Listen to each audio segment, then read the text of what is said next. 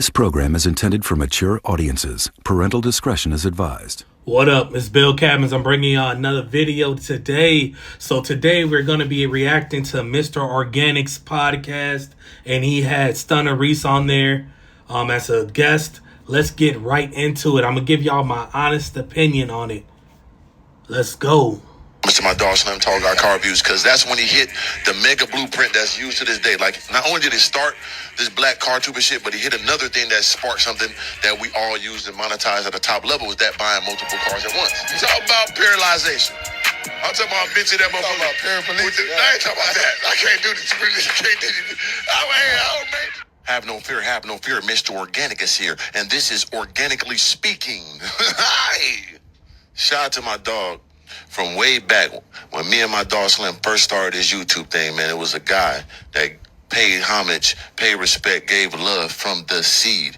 Literally pulling up in Chicago, spending hundreds and maybe almost a couple racks. I don't forget buying merch and supporting my dog Slim in the beginning before I was even around, like, to go on the tours. He pulled up in Chicago. I never forget this. He like, man, this dude pulled up with a couple whips with some homies with him. They pulled up, gave love. Not only that, they bought some merch, supported. I'm like, that's a real one. And the man I'm speaking about today is my dog Stunna Reese, the one and only Chicago legend, the God. You already know what it is, man. Your boy Stunna Reese out here, man, with my dog, Mr. Organik, man. For sure. Blessed to be on Organically Speaking. Yeah, in the beginning before we get, you know what I'm saying, we go open level. Exactly. We go I don't know. Is this the first time Stunna been on a podcast?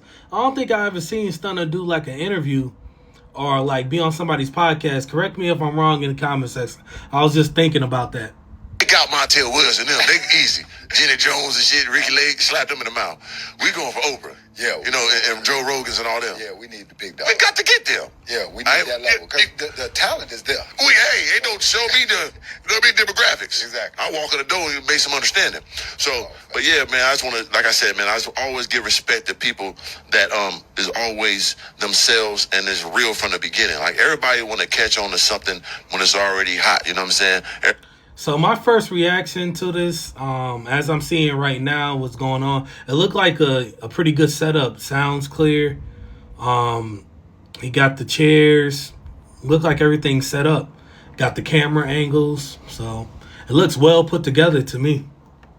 Everybody want to be around something when it's already like that. You understood what it was from the beginning, gave people love from the seed, and like more salutations need to be given to you. Like, even like my dog Slim, he always holds you in high regard. He be like, that one person I truly rock with from the beginning is my dog Stunna Reese. So how did you first start? Like, you from Chicago, right? Yeah. So let's talk about your upbringing and how did you become the car enthusiast you are? My car enthusiasm came from my dad and being on the block that I was on, you know, as a young kid. I grew up on the west side of Chicago, born on the west side in Cook County Hospital. That's the county hospital on the west side, right in the hood. So living there, like, there was people on my block that at an early age that kind of had like cars that was like, I felt like was a little special. Right. And, you know, being in Chicago, the big cars was always Chevy for us as a hood, because we didn't know the Rolls Royces. We didn't know the Ferraris. We didn't know nothing about nothing. Yeah, that was later on. Yeah, a lot of people, you know, including me, can relate to Stunna Reese's. I feel the exact same way. You know, Stunna is a little bit older than I am. But what he's saying right now, I can relate to. You know, growing up in Chicago, you know, my whole life. You picked them up. Exactly. Coming up, it was just, big Chevys, old schools. Yeah, the Buick Wildcats, the Deltas, and you know what I'm saying? Nasty. Yeah, so that was like my hood trophies, you know what I'm saying, as a kid, like seeing the guys in the P's, you know, driving around. Green, you know, you know what I'm saying. For sure. Yeah, they know what I'm talking about. Right. Yeah, seeing those guys, man, at a young age, you know what I'm saying, whipping around in they whips, you know what I'm saying, flashy and stuff like that. It kind of like, man. And then my dad, when I was very young, he was a Corvette guy. Always had Corvettes, you know what I'm saying, and different cars and Cadillacs and stuff like that. My dad's always been a hustler, so I took that from him. Right. To be honest with you, like, in my hood, it was those two coming in. Yeah, that's a cool story so far. Like, I don't know. I feel like Organik and Stunna Reese, because they kind of like two different people. Like, Stunna is more laid back, calm, relaxed, and Organic is more turned up. I feel like they should just do a podcast together because I feel like both of them can relate to life experiences, dealing with different people, dealing with the car content, dealing with just everyday issues, you know. I think it would be a dope contrast if they just continue a podcast together. You know, they can keep it organically speaking, or just have Stunna Reese as a co-host, or you know, him on there all the time. I think it's a good mellow, you know, a good whatever I'm trying to say. Y'all know what I'm trying to say. That actually got me into a car at a very, very young age. And that's kind of where it started. Yeah, because people don't know, like, people just think of the violence and the wild things of Chicago now. So we kind of older, so we know, I know, when I was coming up, when I hear about Chicago, it was the hustlers.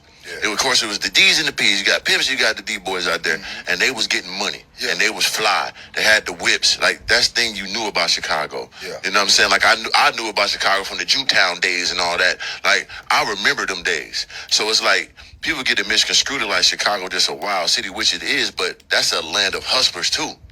That's what it grew up on. It truly is. Fly hustlers. It truly is. They don't play. They got the $150 hat cost $150 back then. Absolutely. You see what I'm saying? Yeah. So, like, people just get caught up in all the gang banging and the killing, and it was always a tough city. When did you see that transition, right, from like the hustlers to like it's like getting wild out here? Well, like you said, man, like when I was young, it was all about hustling and making money. You know what I'm saying? The gang bang would happen, but it wasn't like as out there right now. It was more structure. You know what I'm saying? When they had the guys out on the streets. Right. You know what I'm saying? See, I don't know, like, maybe because they like 10, 12 years older than I am, they came from that generation. But my generation, like, I'm 31, so when I was growing up in Chicago, a lot of it was just a whole bunch of negative. Everybody was trying to be a drill rapper. You know, I was a teenager when Chief Keef was coming up. You know, me and Chief are around the same age. So even before Chief Keef, we had King Louie. When King Louie came out, everybody was trying to be a rapper. Everybody was really getting into that drill rap. And a lot of the people that were in the gangs started to make their own fractions, and you know, now they were separating it by block, and that things was getting dangerous. You know, you had these teenagers where, you know, I ain't gonna go into the specifics of each gang, but y'all know the main gangs that run Chicago, right?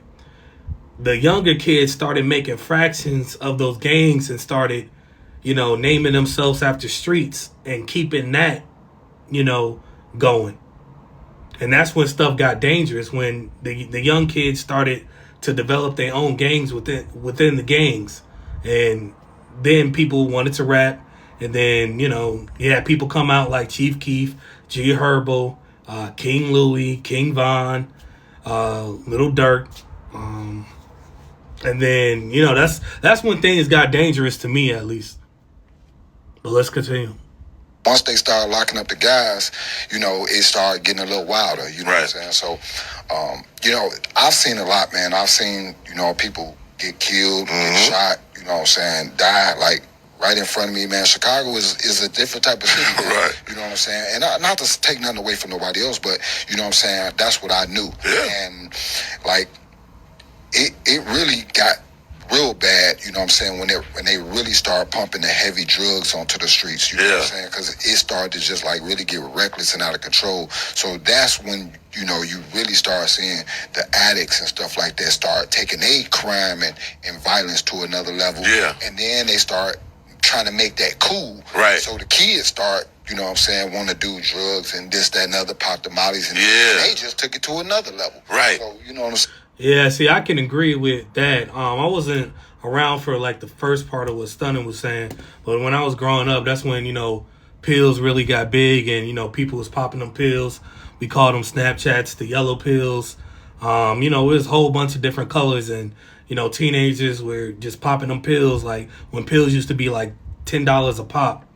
And it, you know, you didn't even know what was in the pills. It would be mixed with so different many drugs, but it would give you a feeling of I don't even know how to describe it, but it would be so many different drugs packed into one pill.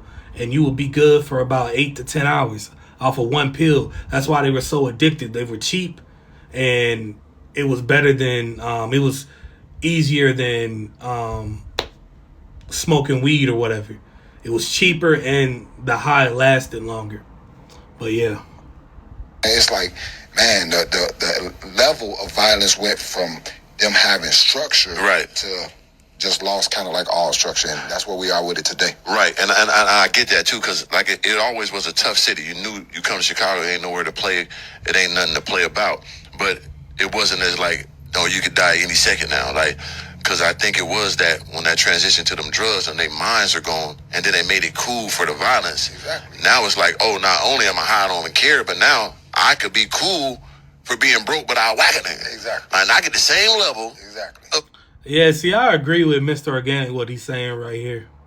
A nigga pulling up in a Rolls Royce, if I didn't knock down about 3 or 4 people, Absolutely. I'm getting chicks, niggas respecting me, so this is easier to turn up. Right. I get this here and this, and now I'm looking like a kingpin. I'm known that think about it. And that's crazy. Like I said, Chicago is known for its hustlers. That's what I always knew about. But I promise you, it's more well-known people for killing than hustlers now for Chicago. Absolutely, Right. man. Ain't that crazy? If you're not a person, you ain't been to the county, you ain't been locked up, it's damn near like you ain't considered cool out there. Right. Yeah, that is true. That's 100% right what Stunna was saying, man.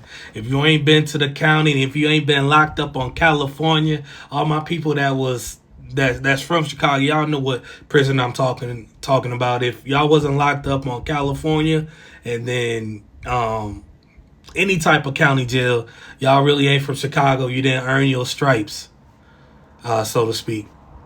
And it's sad, man. You know what I'm saying? That they've took that mentality and adapted it into being, this is what you got to do. You you ain't whacked a nigga? Right. Oh, shit.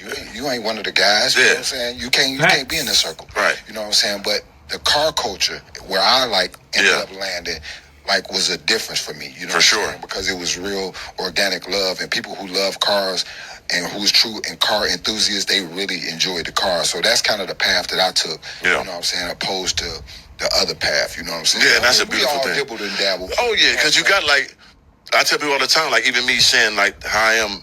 What made me was me a hustler and me being, you know what I'm saying, don't play with me. It's a gargoyle in us. Like, I'm going to be fly and all that, but I have to be able to protect myself at the highest magnitude at any given time.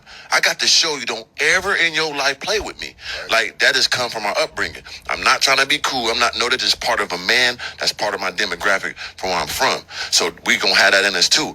And it easily could be proven and shown you play. But we don't want no problems. But if it is a problem, guess what? No problem. You know what I'm saying? So, yeah, we got to get it sometimes. You know what I mean? Like I be telling them, man, you know what I'm saying? You don't go to Africa to kill the flies over there. You only come in and mess with the flies and the bugs that's in front of your face. You know what I'm saying? So, hey, one thing I got to give Stunna, man. I ain't never heard nobody use analogies like Stunna use them. You know what I'm saying? People want to talk that shit, you know what I'm saying? Right. Do what they do, you know what I'm saying? Over there, go right ahead, man. Right. You could be bugging the most buggable person in the world over there, but don't bring that shit to me. God bless you.